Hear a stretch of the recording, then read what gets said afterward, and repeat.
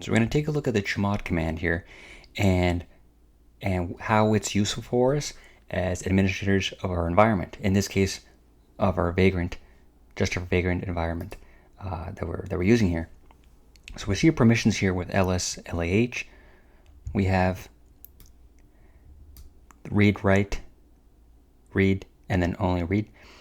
So said another way, this means that there's read and write access for the owner, read access for the group, and read access for all of the users.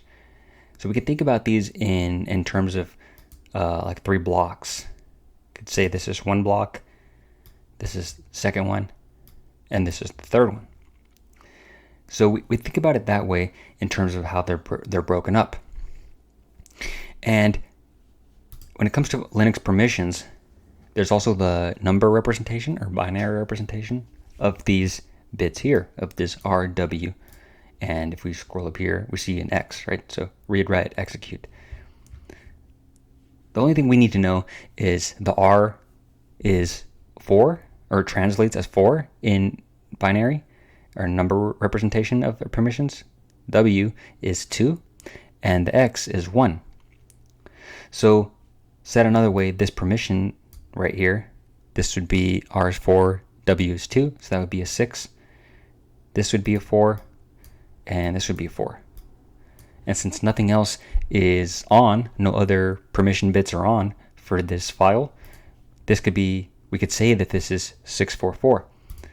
That's where chmod comes into play, right? One way you can modify permissions up or down to give more access, to give less access, is using the number representation.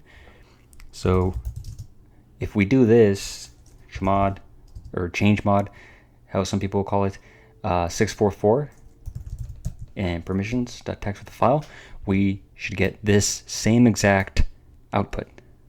This is just the number representation way of doing it.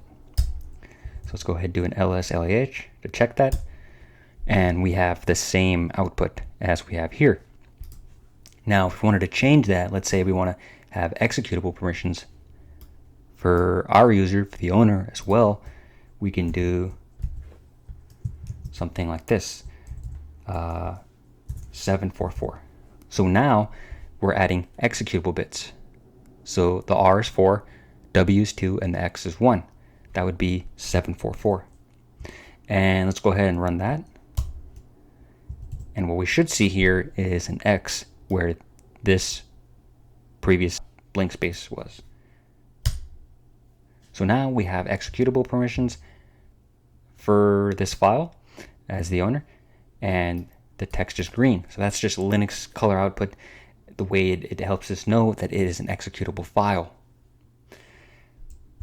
Now, just for demonstration purposes, I'm going to change this back to its previous form of only read write, and we're going to change it, but now using the explicit annotation instead of the number notation of changing permissions. We're going to change it in the other way. So let's go ahead and do that. And it's a little bit non-intuitive with the nomenclature here, as U actually stands for owner or your own user, right? So it's not O, but it's U. U stands for your own, the owner or your own user.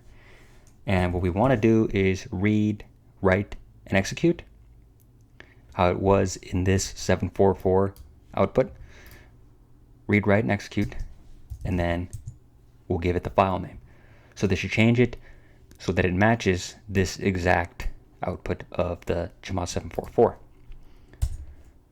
And let's go ahead and check that. And we see it's the same output as when we did it through the number representation. So whatever works for you in terms of how it makes more sense for you, doing it this way, the explicit annotation, or doing it the number ways way. Some resources to get these permissions down in terms of, let's say you just forget what the numbers represent. I would recommend linuxize.com, Geeks for Geeks, or linux.com, and those will give you a a good idea of what these mean and kind of just instill those fundamentals.